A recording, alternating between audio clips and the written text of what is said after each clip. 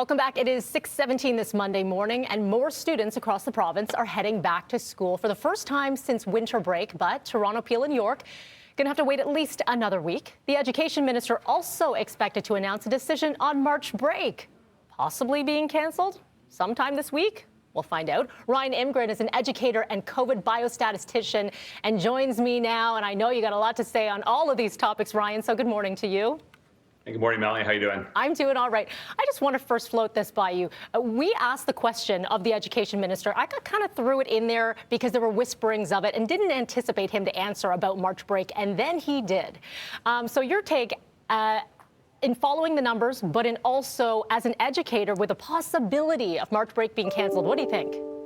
Well, I think from the educator side of things, kids have been learning. It's not as if they've been sitting at home doing absolutely nothing. Kids have been learning. They have been learning in a different environment, but they have been learning. So that's the first thing. I think the second thing, from a science perspective, we shut down schools because of COVID transmission. Now we want to leave schools open to stop COVID transmission. It doesn't seem to jive.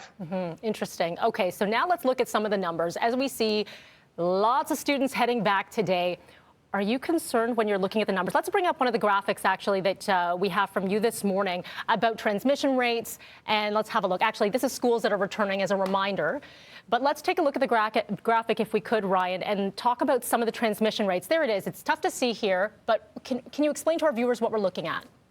Yeah, so I think one thing which we certainly notice is Niagara region has about as many cases as York region has. We are sending Niagara region back. We're not sending York region. So there's no consistency with that choice. I think the other thing too is that if you see like Chatham, you see numbers that are very, very high. And in fact, if you saw the numbers just 2 weeks ago when it was announced that they were staying online, they actually had the exact same numbers then.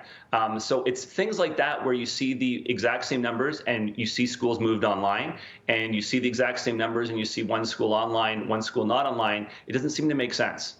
There are definite inconsistencies here. And one of the big pushes was, why not release some of this public information? That was one of the things for Dr. David Williams. If we're talking about, transmissions not happening in schools, what is the threshold? What are the models? Why not show the public? And I know you've been a big critic. You've been very outspoken saying, show us why. Yeah, we need to be transparent with students, with teachers, with parents. We want kids back in school. Everybody wants kids back in school. That was one of the reasons that I helped out with the Sick Kids Guidelines, was because I want kids back in school. But we need to make sure that there's very clear metrics around it. And if we have clear metrics, we can tell parents, this is when you can expect to have your child back in the classroom. We all win with something like that. Toronto, Peel, and York going back next week.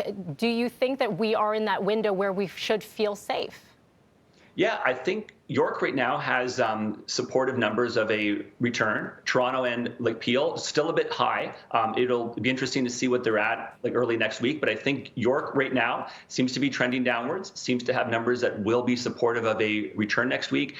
The other regions, I guess we'll see what happens. So when we see what happens is, when will it be too soon or too late to be able to tell when the numbers go back? So, for example, say Halton going back and Durham region going back this week. When will we be able to see a trend on whether or not transmission is happening in schools? Yeah, we should be able to see that in about a week and a half to 2 weeks. That's what we saw with the Northern Ontario schools. Once they went back, we gave it a small bit of time. We did see numbers go up, and we know that numbers will go up when schools return. My worry here is the fact that we have students returning and we're thinking about reopening the economy. It's going to be a challenge in that case. Okay, we will be watching. Ryan Imgren, as always, appreciate your time. Thank you. Thank you for having me. Take care. Take care. 6:21 is your time right now. And as officials try to keep a lid on public gatherings during the pandemic, one U.S. state just won a major Supreme Court ruling allowing in-person church services to resume. So we're going to tell you where next.